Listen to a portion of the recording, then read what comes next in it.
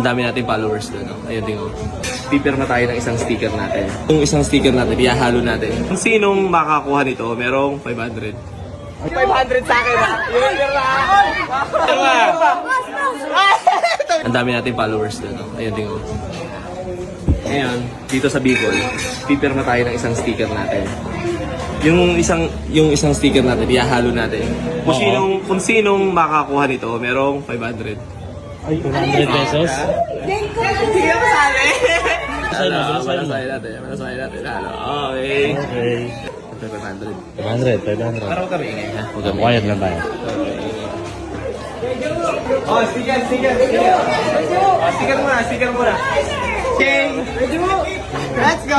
Sticker. Okay, ba? Oh, dadaan. Oh, dadaan. Papagato, ha? Oh, tingin muna. Oh, sticker. Thank you, bro. Sticker. Oh. Merong may pirma dyan. Yung may pirma, makakakuha ng 500 sa akin, ha? Yung may pirma, ha? Natin kung sino mananalo. Sino? Wala pa. Sino? Tingnan yung likod. May pirma. Ito, may pirma. Ito, halika dito. Patingin. Oh, ayan, 500. Oh, Ang bilis nun. yung bata pa yung nakakuha. So, nag-stop over lang kami dito para kumain, guys, papuntang Matnog, Sorsogon. Papakita ko sa inyo, may mga konting nangyaring problema sa bawat motor natin. Pakita natin. Ito yung isang problema. Ay, pakita ko lang to, ha. Nalaglag yung ilaw ni Boss M. Ito, nalaglag yung ilaw niya. So, ito kasi hindi pwedeng pabayaan. Kasi nung una, nagalaw-galaw lang siya. Tapos, nung medyo nakalayo na kami mga 30 kilometers, nalaglag na siya, natanggal na yung pinaka-tornilyo niya.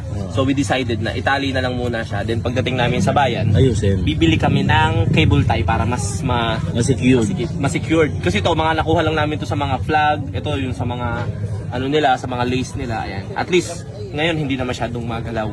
Tapos may nangyari pa kay Pacboy. Ito. Natanggal yung andito. Ano natanggal kay Pacboy? Fender. Rear fender. Natanggal yung tapaluto niya. Tapos kay Sir Mel naman, yung motor niya, yung center stand. Ito. Center stand, medyo lumuluog-luog na itong kay Sir Mel. Luwag na, no? So inaayos na rin namin yan. So yun lang naman na medyo nagka-problema. Diba? Kasi yung mga motor dito, ito, ang ganda ng concept ng motor na to. O yan, o. Kanino to, idol? Kanino to, idol?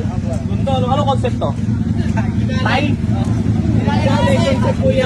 Ano no? Ano ibig sabihin nun? Ito pa sa barangay namin. Binalay concept. Binari concept.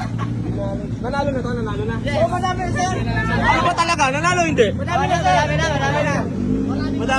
Marami na. Oh, marami na. Chickboy ba? Chickboy? Oh, Chickboy pala eh. Ano motor yan? Wave? TVS? Ganda, no? Ilang babae na? Sabi nito eh, oh. Lalaglag ka, idol.